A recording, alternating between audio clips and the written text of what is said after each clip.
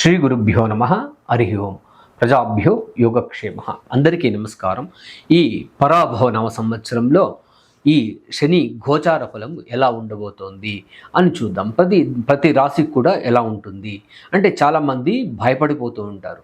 ఆ శని యొక్క ప్రభావం వల్ల ఏదైనా హెచ్చు తక్కువలైతే ఆరోగ్య సమస్యల, లేదంటే ఇంకేమైనా అవుతుందా, ఇంకేదైనా నెగిటివ్ అవుతుందా, చాలా కష్టాలు పడాలా, ఇలాంటివి చెప్తూ ఉంటారన్నమాట, అనుకుంటూ ఉంటారు. అందుకని అంత భయపడాల్సిన అవసరం లేకుండా మనం దీన్ని ఎలా జరుగుతుంది శని యొక్క సంచారం.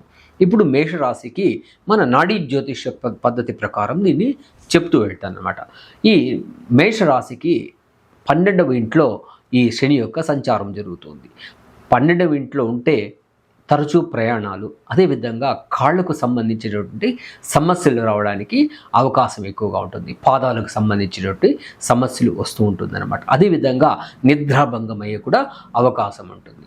అదేవిధంగా అది ఒకటేనా అంటే ఇంకా కూడా మనం చూస్తే శని ఏ గ్రహం పైన సంచరిస్తాడో ఆ ఫలితాన్ని ఇస్తాడనమాట. అదేవిధంగా ఏ గ్రహం శుభగ్రహాలపైన సంచరించేటప్పుడు శుభ ఫలాన్ని ఇస్తూ ఉంటాడు. అదేవిధంగా చెడును మాత్రం ఇవ్వడు. కొద్దిగా ఆ శని యొక్క ప్రభావం ఉన్నా కానీ దాన్ని బయటపడడానికి రెగ్యులర్ యాక్టివిటీస్ అయితే చాలా ఇంపార్టెంట్. ఎందుకంటే ఆయన కదలనివ్వడు. అది 12వ స్థానం అంటే పాదాల మీద ఉంటుంది కాబట్టి వాళ్ళను అలో చేయడు, యాక్టివిటీస్కు అలో చేయకుండా సోమవారతనంగా కూర్చోబెట్టడానికి ఇట్లాంటివి ప్రయత్నాలు జరుగుతుంటుంది. కాబట్టి దయచేసి మీ యాక్టివిటీస్లో మీరు ఉండడం, దాని నుండి మీరు బయటపడడం చేసుకోవాలి. అంటే ఎక్కువ ప్రయాణాలు జరుగుతూ ఉంటుంది, అనవసరమైన ఖర్చులు, అనవసరమైన వృధా ప్రయాసం జరుగుతూ ఉంటుంది. దీనికి ఏం చేయాలి?